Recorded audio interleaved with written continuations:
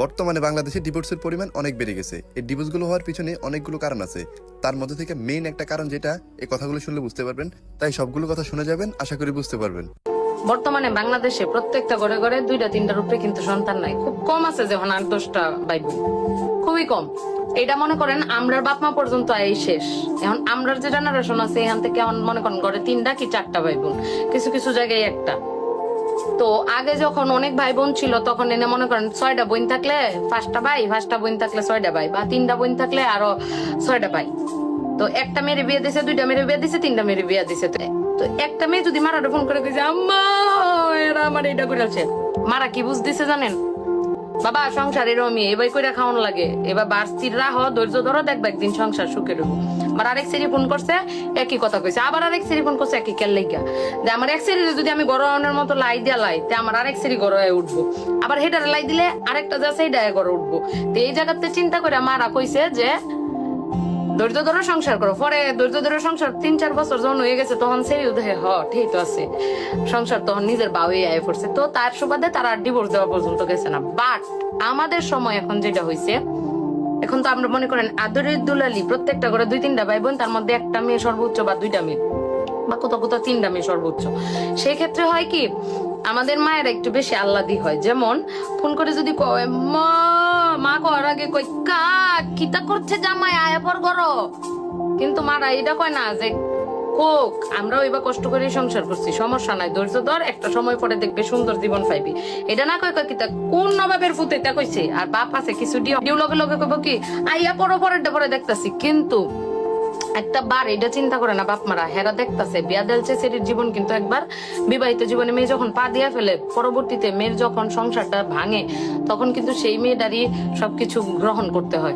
তারাও কষ্ট পায়, কিন্তু যে মানুষের কাছ থেকে যে খারাপ খারাপ কটু কথাগুলা, বা পরবর্তীতে বাপের বাড়ি এসে থাকলে সেই বাপের বাড়িতেও যে তার লাঞ্ছনা গঞ্জনাটা সহ্য করতে হয় সেটা কিন্তু মেয়েরই করতে হয়। তো সাময়িকভাবে তারা চিন্তা করে যে আমরা জিতলাম, আসলে না, ওই বাপ মা এবং ওই মেয়েরা ঠকে।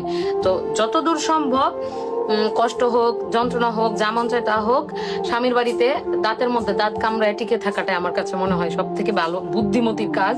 কারণ কি বিয়ের পর প্রথম কিছুদিন অনেক কিছু সমুদ্রের মতো লাগে, পরে আস্তে আস্তে সেটা নদী হয়, তারপরে সেটা দিঘিতে রূপান্তরিত হয়। তো একটু ধৈর্য ধরতে হবে। পাশাপাশি মেয়ের মা এবং বাবার একটা মুখ্যম ভূমিকা আছে এই ডিভোর্স মানে প্রতিরোধ করার ক্ষেত্রে। সেটা হচ্ছে মেয়ে যদি কয় লগে লগে আপনারা কওয়া যাবো না, আপনারা কইতে হইব কে না, এমনি সংসার করতে হইব, কর একটা সার্টেন টাইম পরে ধৈর্য ধর, তুইও পারবি, কে আপনার মায়ের। এটা খালি দেখবেন যে এবার জানি হাত না তুলে, বাদ বাকি মুখ দিয়ে কইলে কি এমন হয়, কোক না কইলে কি হয়, ফুটকা পরে না। মেরে কইবেন ধৈর্য ধরো, ধৈর্য ধরো, ধৈর্য ধরতে ধরতে একটা সময় পর আপনার মেয়ে যখন তার সংসারটা ক্যাপচার করে সে সংসারটা করবে, দেখবেন আপনি সবচেয়ে বেশি সুখী মা। সো মেয়ের সাথে সাথে যারা তাল দেয় দেয় কিন্তু অনেকাংশে মারাম বুঝে না, মনে করে হারি আমার মেয়ের কত, ওই যে আদর দিয়ে পাইলতে গিয়া কত কষ্ট হইতেছে। এরকম সবাই কষ্ট করেই জীবনে সংসার করছে। এই যে মা এরকম আলাবালা করে এই মাও কিন্তু কষ্ট পায়, এই পর্যন্ত আইছে। সো মেয়েদেরকে এই ক্ষেত্রে লাইডা না দেওয়া আমার কাছে মনে হয় সব থেকে ভালো ডিসিশন।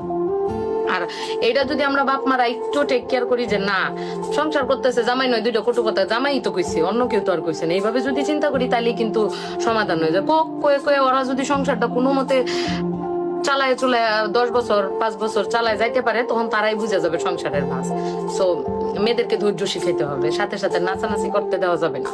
যেটা থাকো, আমি যেমন আমার মারে ফোন করে যদি আম্মা আম্মা কই কিত্তা এবাই করন লাগে সংসার, আম্মা পরে 2-3 দিন যখন কইছি যখন দিই আম্মা পাত্তা দেয় না, তখন সে উঠছে বেশি বেডি না আমার সৎ মা।